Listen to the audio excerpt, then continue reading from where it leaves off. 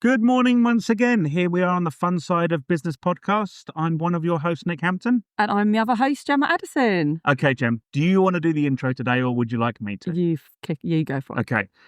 So it almost feels like a little bit on our podcast. We seem to have focused on finance people. I don't know why. Yeah. But what we're finding is actually the reputation of finance people is not as dull as people think it is. No. And we're going to have another example of We're this. going to shine the spotlight again. So today we have the managing director, founder, I believe, and Supremo from Kingsfleet.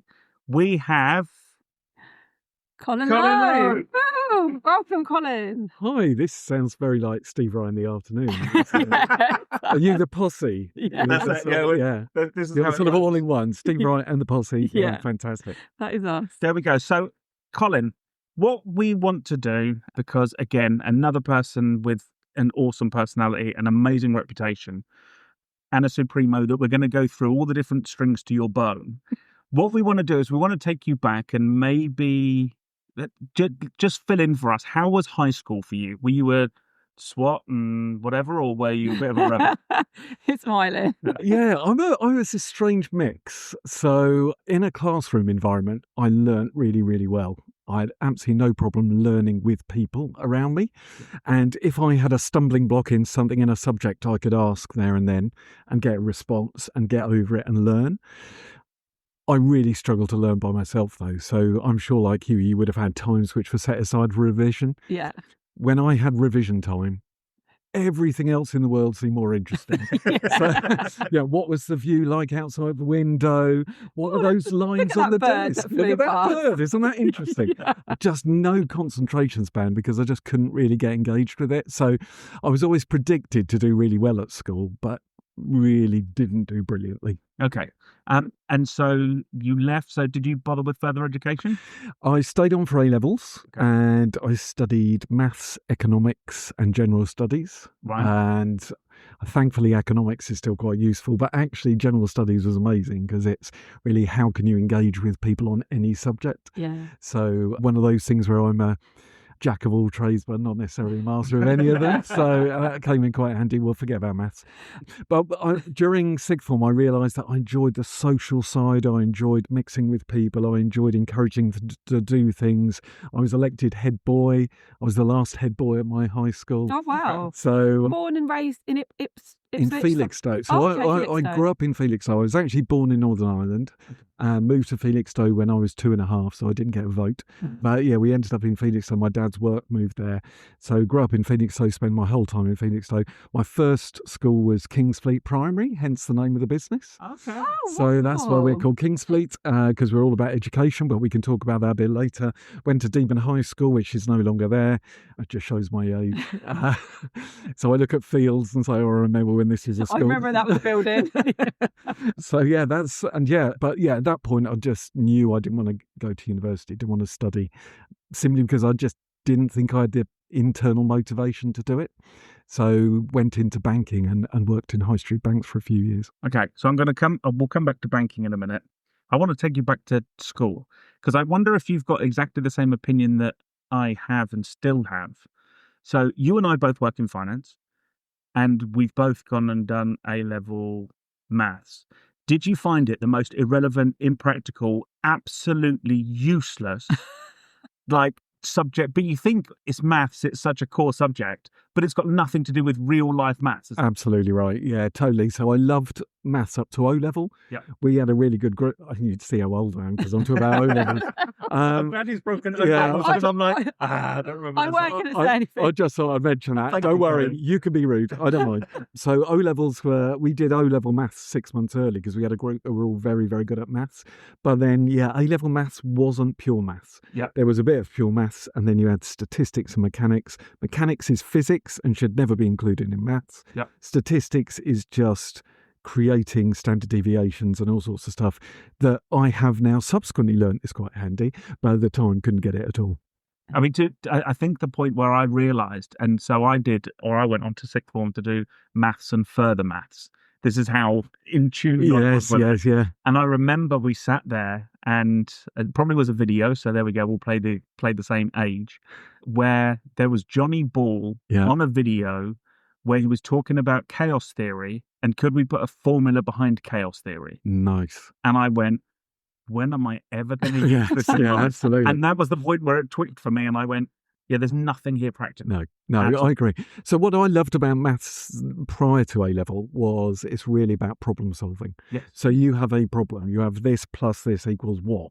Or you've got a triangle and you've got to try. And so it's teaching you to solve problems. Solve problems. And I think that's really what maths in its purest form does. Yeah. The lovely thing with A-levels is I could then use some of that in economics. Yep. So, of course, a lot of economics is looking at graphs, is interpreting graphs, interpreting data. And I think unless you've got a reasonable grasp of maths, that could be difficult. Yeah. And actually, it's economics now, which I use more often than not. Perfect. So we've got the nice ground and we've got maths and economics. So maths and We're economics. starting to feel into the man he is today. Okay, so then you went into banking. Yeah. So I'm guessing that was when you then learned, because again, at school, they don't teach money. No, Oh, if only they would. yeah. So quite bizarrely, I was actually, after a few years in the bank, I was pulled out to go and do talks to schools about money. Mhm. And it's a shame that support isn't really there. And it's something I'd love to try and help with. And actually, one of our team is off to do something with youngsters today to talk to them just about money, Mhm. budgeting and that sort of thing. And the bank I worked for, Barclays at the time, pulled together this sort of dozen people from around the country to go and do talks in schools. And I was the least extrovert of these 12 people. One guy, I must just tell you this story about Phil from Cardiff. So Phil from Cardiff was one of the guys who turned up. And Phil has been working in the bank for years, and his manager had said, you really should be doing banking exams. And Phil had said, oh, I don't really want to. He said, no, you really, really should. He said, if you go to the local college tonight, you can sign up. I know they've got an open evening, go and sign up. So Phil goes along. Comes back to the office the following day and his manager says, so Phil, did you sign up for the banking exams? He went, well, I've signed up for studying. Yes, I have. And he said, so will it be Tuesday and Thursday evenings? He said, no, I'm going Monday, Wednesday. He said, but banking is Tuesday and Thursday. And he said, well, I've signed up for circus entertainment. So these are the sort of people I was with on this course. But so he would come in on the course and he would be on a unicycle juggling. Yeah, can we talk about your overdraft? Absolutely. So we had these amazing people and I had this incredible training. But yeah, one of those really good things was to just try and explain to kids about budgeting and how to use your money wisely. But how handy is that now with kids in this generation Yeah. that, I don't know, want to be influencers, go on TikTok, have all this money and then have no idea what to do But they next? don't understand investments. No. I mean, this is the problem, that there's such, and again, it's such black and white where like debt is bad, Mm. and credit cards are the Mm. world's worst thing. Yeah. And you think, they're really not. Yeah. Mm. And again, if used wisely and used responsibly, it's like, who would ever use a debit card? But it's only if it's ever done right that it's a sensible thing. Yeah. But just to understand, it's not so black and white, and you need to understand what you're looking at. There's no such thing as a one investment fits all or a, one strategy fits all. It's always going to be different depending on the person. but It's you a just really different understand that. world. Obviously, what we do now is hugely regulated, and the world I'm in, which we'll come on to, is incredibly regulated, very tightly regulated. But it's almost become now so regulated that people find there's too many hoops to jump through. So they go It's and gone do from one their own extreme to the thing. next. Yeah, so they go off and do their own thing. They'll see something online, they'll see a social media clip, and they'll think that's it. That's how That's I can the make. solution. Yeah. And they also think money is easy to make. And if you have in your mind that money is easy to make, then you'll spend it like water. Yeah. Whereas if you appreciate that money is actually not only hard to make, but hard to keep hold of, Yeah. then you'll be more responsible with that. And, like and, that. and I think the nice thing is just for people to understand, 10xing your money is a really good way of going. Someone is scamming you. Yes. But yeah, everyone thinks, oh, hang on, I'm going to earn 8%, I'm going to earn 10%, I'm going to earn 4%. Yeah. And think, oh, it's fine, I've just seen this thing, and in 3 months I'm going to 10x my money. Yeah. And it's so easy just to kind of go, just give away all your cash. Yeah. But, and again, the crazy part is all those people, they're the ones who are then unregulated, Yes. slip under the radar, and this is how the much problem. the FCA are doing to shut them down. But we'll come to that. And That's have hard. another... And to be fair, that's hard for them. It's whack-a-mole, isn't it? Stuff crops up. So, yeah, there we are. But absolutely. Okay, so where did we get there? So we're at how long were you at Barclays for? I was at Barclays for about 6 years. Okay. So I started on the counter, taking cash in, giving cash out, and ended up sitting on the front desk, being what was called a personal banker back then. So I would be dealing with anyone who came off the street. Originally in Stowmarket, mainly in Stowmarket, lovely little market town. Got to know lots of people, and then moved to Princes Street, a big branch in Ipswich.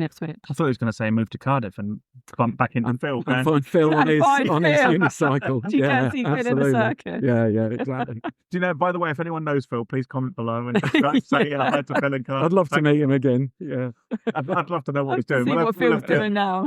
Go on the road and go, the fun side of business goes to Cardiff to meet Phil. Okay, so Barclays is now done. So you've... So I've been there. I've been there for a while. One of the things that I became aware of is that.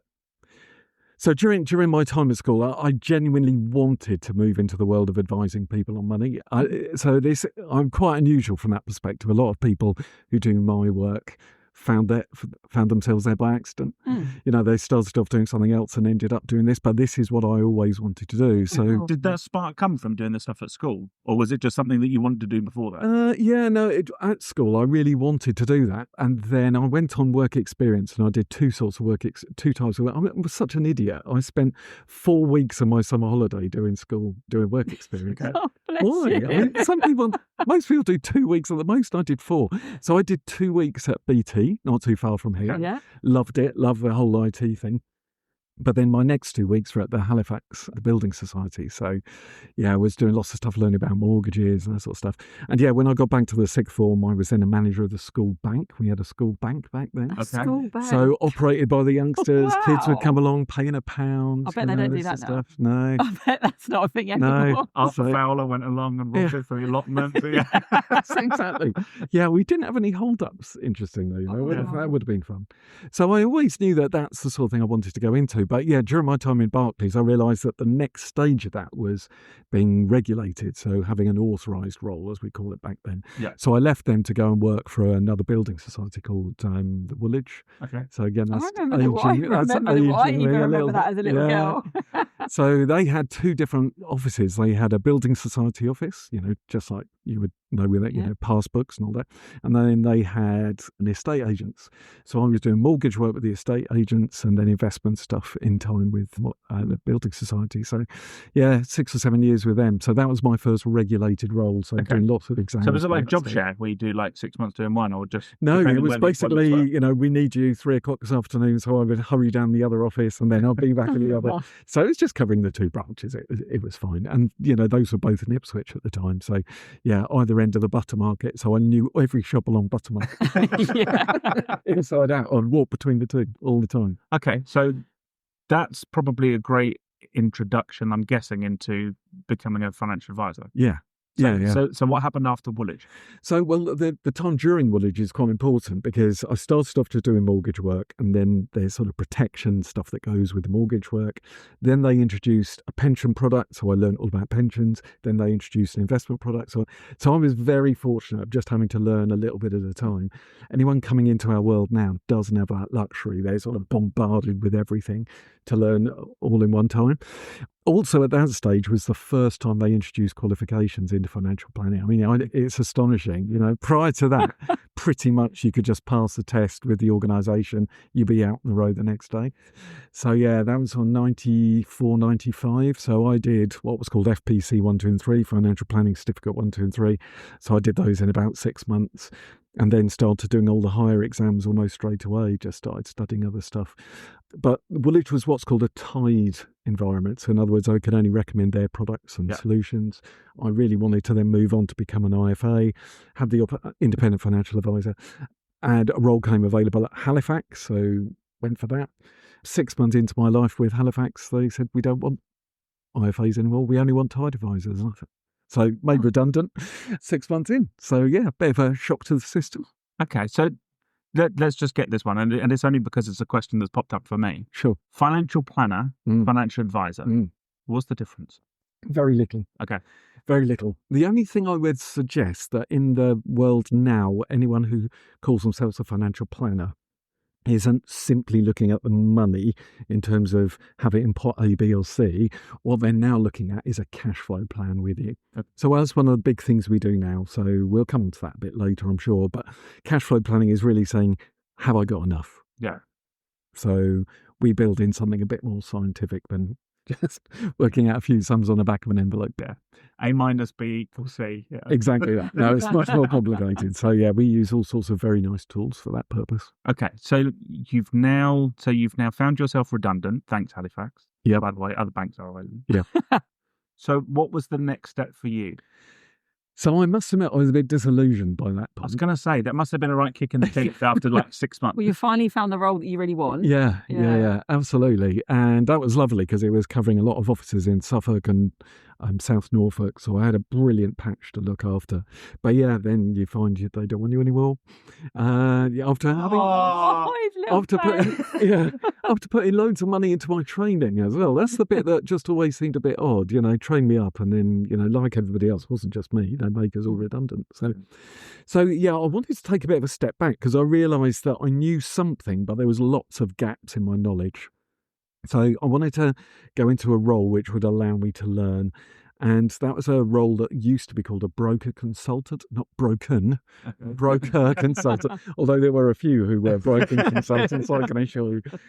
So essentially that was a role where you're working for either an insurance or an investment firm and supporting advisors who were recommending your products. Yeah. So initially I had a role with Royal & Son Alliance, which is again another name from the past. Yep. 2 years in, they made me redundant. So it was just you never know whether to have massive sympathy or going, good payout from a bank, good payout from a bank, good payout from a bank. Yeah, okay. Yeah. But at least during that time, again, I was studying, I was taking exams and things. And again, relating that back to school, what was different was I absolutely loved the subject I was now studying. Yeah. So, those views outside the window weren't so interesting anymore. Yeah, you're actually head down. Yeah, because I could now relate it to clients. And that's the difference. As I got older and now I'm studying more, I'm relating it to, so when Mrs. Miggins came along, we recommended that was because of this. Yeah. So I was now sort of linking all those things together, joining the dots, really. Okay. And so Sun Alliance is... Maybe redundant, yeah. And I then was recommended by one of the firms I looked after to another company called Scandia. Okay. Scandia in turn were taken over by Old Mutual, which is a South African company. They're now called Quilter. Okay. But yeah, they wanted somebody in Suffolk and North Essex, so right in the middle where I lived, absolutely ideal. Perfect. And again, to be a broker consultant, so to work around all the advisors. And essentially, that's what I did for 6 years. So that was, if you want to be a broker consultant, if you want to be in a firm that's at the leading edge of not only products, but solutions for inheritance tax planning and all those sorts of things. So, I was going to say, the learning must have been huge. It was, absolutely. But again, it really helped with the whole study side of things. So I was doing all my higher level exams at this point. Yeah. What's called advanced financial planning exams. So I was working through all of these while I was working. A bit of a juggle because it was quite tough. I had a young family at the time as well. But you just myself from Cardiff, by the way. Yeah. Not literally juggling. Oh, well spotted. Not Phil. That was good. Yeah, I would have said plate spinning. Exactly that. So, fire breathing. Yeah. So yeah, that was what I was doing. So yeah, I was basically working my way around, getting to know lots of firms in the area, but helping them out, supporting them. So was this the point where 6-7 years has passed that you've decided, okay, now I'm sick of making other people money. Now I want to go and do it for me? Yeah, there's a bit of that. I think the other bit was a recognition that I'm one step removed from the end user. So the end user, the end client, is dealing with an advisor who is being well looked after and supported by me. And that's brilliant. I loved that. I was really pleased that they were happy, that the client was happy, but still had that itch that I hadn't scratched. You never actually had that client relationship. No. Not that, that I had been used to. And I thought, the time is gone. I've had 7 or 8 years away, done loads of studying. By that stage, I'm one step away from being a chartered financial planner, which is, your sort of highest point you want to get to, really. Although I've found some other peaks subsequently. But yeah, so that's got to that point. And an opportunity came up with one of the firms that I was looking after. And they said, actually, we're going to have a vacancy. Are you interested? So yeah, went to work for them. Okay. Yeah. So was this a associate, like an SJP type thing, or No, they were an IFA firm, an independent financial advice firm. So it's just worth explaining that. So you get restricted businesses. Yep. So as I said, that's how I was working with Woolwich. And then you get independent financial advice where they're not tied to just one company. Yep. St James's Place would be a restricted business because all they offer is St James's Place products or solutions. A lot of banks tend to be tied, restricted as well, whereas what I really wanted to be able to do is have a full palette of colours, yes, and be able to solve the issues that people came to me with. But I'm guessing it's always a case of saying, well, I can give you the best that's out there rather than the best that I have in my bag. That's what you want to do. And that's what I personally had wanted to do. So I realised I needed to learn through that whole restricted process, but I wanted to get to a point where every individual I could have an absolutely clear conscience with and say, we have done the best thing that we could find on the marketplace for you. So that opportunity came along, and I worked there for a couple of years with them. It wasn't absolutely ideal for me. Yeah. So after a couple of years, I decided the time was right, proper midlife crisis. Going to start my own business. But I'm guessing because you've done like this, even when you're talking about the broker advisor role, because you're advising other people, there's no direct pressure on you because you're not seeing a customer that says, give me this answer, and they're looking at you to kind of go, well, just tell me now, rather than you go off and research. Yeah. So I'm guessing between that and then working at the IFA firm, you didn't have this imposter syndrome that a lot of people going into business had, because you'd lived it for, however many years. Yeah, I think you're absolutely right. That is one thing I didn't have. However, I did have the other problem in that I had too much knowledge. Yeah. And I was making things too complicated for clients. It's always difficult to deliver, because the thing is that, you can go and see something and, the same thing happens in our industry. And someone might ask the question and say, should I buy this as a company car? And then suddenly I want to go, well, actually, if you could lease this, you can do this, you can do this, you can do this. If you do this on this car, if you go to hybrid, if you and if you do it personally, you can recharge mileage. So we'll have to do that, but we have to check the price of fuel, and we have to. And all they want is yes or no. And, and what ends up a simple question, they've then got 4 different scenarios. Yeah. If you do X, it will be. And sometimes you think they just need to know. Yeah, just give them the quick answer. I'll just give you an example. So very early on, I realised I was overcomplicating things. So when I was the broker consultant dealing with the advisor, I would do all the research, help them out with things, present things so that they could use it. So it was very technical, but that's because that's what they needed. Yeah. However, in my first couple of meetings with clients in that new role, honestly, I would look at them and like would just be totally glazed over. and I was thinking, what have I done here? I'm talking about, the alpha on this investment is this. What? The volatility is this. And it's like... And you've lost them. It's totally blown their minds. But I'm just pleased that I saw it and I noticed it early on, and then realised I just had to totally change that. So what I think we would do as a business now, what I think is our strength, is actually taking really complicated subjects and really simplifying it. Yeah. Now we're not dumbing it down for people, but we're trying to get it to the level that they understand. Yeah. But the same thing happens at accountancy. We see the same thing for people. And it's like, we have people come into our office and they leave and they say, so I used to have an accountant and I'd sit here and I'd dread the meeting. Yeah. I was made to feel stupid. And it's not that the accountant's doing anything bad. It's just almost, I don't know, I think that certain professionals will almost feel the need to show off their knowledge. Absolutely. Rather than talk to someone in a way they understand. Absolutely. You just need to remove all the jargon and just keep it, not simple, I don't mean that, but just... Yeah, but I think simplifying it is a great way to put it. Yeah. I think what I've learned is, and again, I got that wrong. Thankfully, it was only very early on, and then realised that I was just absolutely losing them, is what you've almost got to go for the lowest common denominator. You've got to find a point where they definitely understand. Yeah. If they want to know more, they'll ask a really good question, and so you then can develop that. And you can then go on to do more.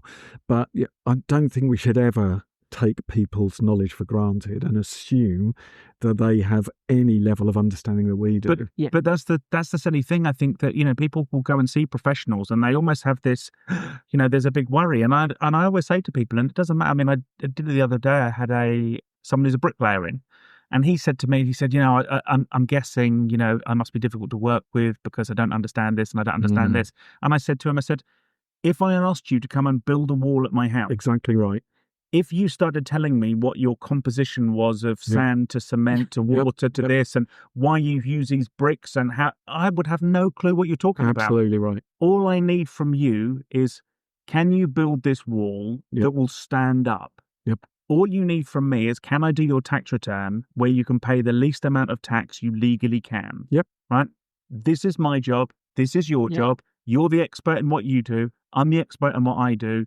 And we can just communicate in a way where each of us gets it. That's exactly right. And he said to me, I've never, ever been made to feel so welcome. And I said, at the end of the day, whether or not you study rocket science or whether or not you're a plasterer or whether or not you're a bin man or whatever you are, I don't care what walk of life you are, you're going to be the expert in what you do. I'm going to be the expert in what I do. So let's just leave the expertise, absolutely, to do it. And we can communicate in a way that as well. I couldn't agree more. I think that's absolutely true. And one of the great things, or two things I've learned as time goes by, firstly is I cannot do any DIY. I can't even put a picture up straight. So I have to pay people to come and do it. I don't understand how cars work either. After all these years, someone said apparently you put some flammable liquid in and there's explosions. What? And I don't understand. Pistons go and something, and you go. So again, I have to put my trust in someone once a year, and I take my car into a dealership and say, "Can you service it?" They say, "Yes, please." No problem. We'll charge you, and I go, "That's fine," because I haven't got the foggiest what's going on. So we've all got to be aware of our own failings, just as you are. We always say, don't we, your biggest strength is knowing your weakness. Absolutely right. We're not all good at everything, are we? It's unrealistic. No, absolutely right. And that's why when we have people with us, which happens all the time, and I have no problem with it, and they say, "I really don't get this. You must think I'm stupid." I'll be thinking, "Oh, wait." No, that's what but I think when you can relate to, people in other trades, I'm the same as you. So, I have a painter and decorator, and he's like, I don't know what he said. If you want to paint this room, why don't you just paint it yourself? And I went, it'll take me 3 times as long. Absolutely. It'll be 3 times as bad a job, and I'm going to get you to come in and fix it. If I just get you to do it in the first place, that's way more sensible to me. Absolutely right. But it's not that difficult. And I said, no, it's not that difficult. Could you do it? Could you do it? Do you think completing a self-assessment return is that difficult for someone who has to do hundreds a year? Absolutely right. I said, but when you only have one without any background, any experience, it is tough. Same as painting a room is for me. Yeah, absolutely. And suddenly it's like, okay, everything, but it all makes sense. And I think once you understand that, I think it also means you don't see yourself as being on a pedestal in your subject, because it might be my area of specialism, but actually I absolutely rely on the people who come in and paint my house, service my car, because they know things that are way above my pay grade. And I'm really grateful that they are good at what they do. So that's how the world is. Yeah, it is. So, okay, so you've now got to the point where you've started Kingsfleet. Which, by the way, I'm going to just celebrate a little bit about Kingsfleet. We don't make a big promotion about the business, but I met Ben. Is it Ben who works for you? James. Okay. All right. Well, guess what? The company, he did well. He made such a good impression. So much. When I met James, I remember the first time I met him and he said, "Oh yeah, I work for a firm of financial advisors or financial planners, whichever one you called me." And I said to him, "Is this like another one of these associate firms for an SJP or a Quilter or whoever?" And he said, "Oh, no. He said, my boss is so absolutely adamant we would never do that because he must be independent and can offer any product at all. Is one of the strengths that we've built our business on." And so it's a nice plug for Kingsfleet to sort of say this is what they do. But that came from James at a networking event. It was a tropical club. Very good. That's good. So yeah, you taught him well. Very good. Yeah. You taught him well. Yeah. If you go along and say, but if you wear a name badge, so you know who you are instead of what you bet. Yeah, we're not perfect. Anyway, big up. You're not the best at names anyway. I'm not the best. This is why I never get called Gemma. That's it. All the other names, but never Gemma. Okay, so we've now got to Kingsfleet level. Tell us about your podcast, because we have the same thing in our networking group. It's quite funny because people come in and they say, oh, am I allowed to talk about the fact that I've got a network? Yeah. We don't care. Yes. As far as we're concerned, people can go to multiple networking groups, or it may be they're better suited to yours than they are to ours. Yeah. People are free to have choice. Talk about it. We're here to help you with your business, whatever it may be. Yeah, exactly. Yeah. Very So good. you have a very popular podcast. Yeah, so we started Kingsley 15 years ago, and I've always been quite a big networker, and I encourage the rest of the team to do the same. Someone told me many years ago, and I'm not entirely sure how true it is, but it always sounds good, that the more people you meet, the more business you do. Mm-hmm. And I think there is some truth in that, because ultimately we go through 3 stages just talking about networking. The first thing is you want people to know you, then you want people to like you, then you want people to trust you. Yep. And our world is all about trust. So you've got to go through those 3 stages. But if they never meet you, you don't get to the other 2. Yeah. So, And they do say, don't they, a handshake is worth 1,000 emails. Yeah, absolutely. Put a face to it, straight away. I agree. So there we are. We could have saved ourselves 1,000 emails just for that handshake earlier. But anyway, We had our first handshake today after all them emails. Exactly. We need to practice what we preach, Colin. Yeah, exactly.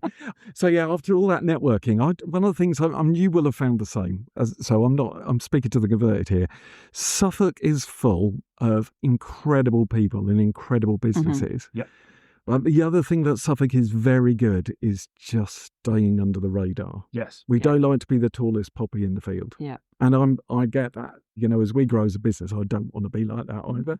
But because you're always afraid of someone sort of coming out, oh, what about this? Yeah. And pointing the finger. You become the target. Yeah.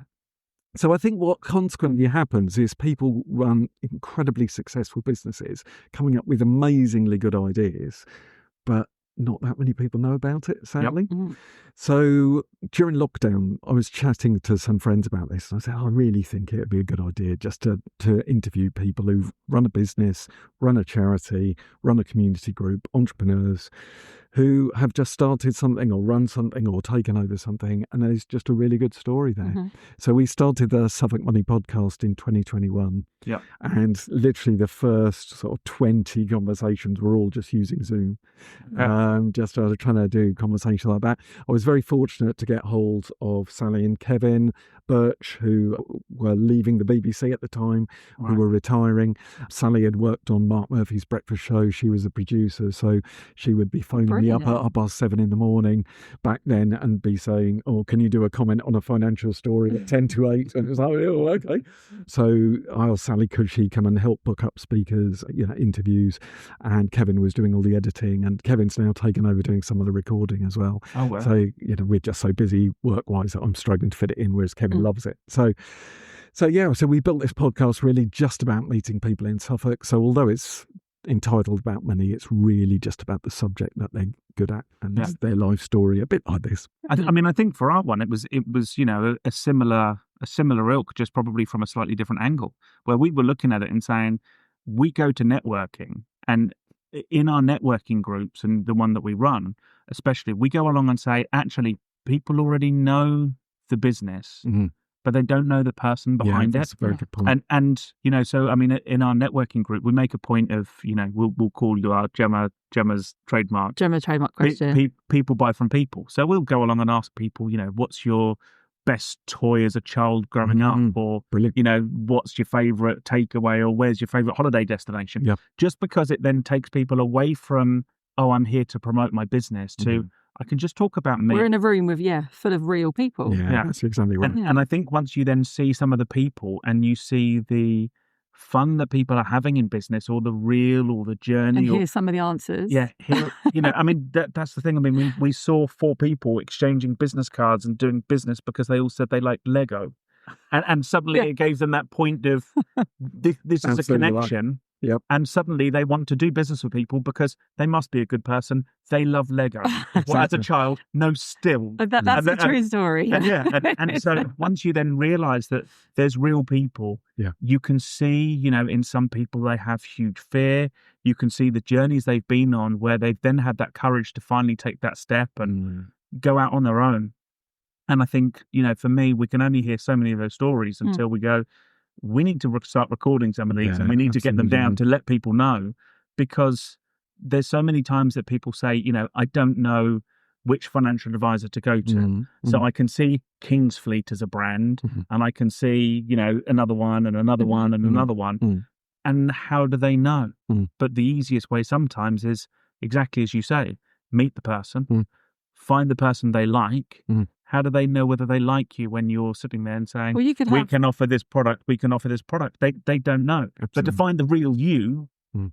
then they You know could who have to 5 like. people offering the same service, and you're going to go to the one that you have that connection with, aren't Exactly Yeah. right. you? It's, Yeah, I've just felt, the world that you're in and that we're in, people need to trust you. And Mm. you can put an advert in 100 different newspapers or magazines.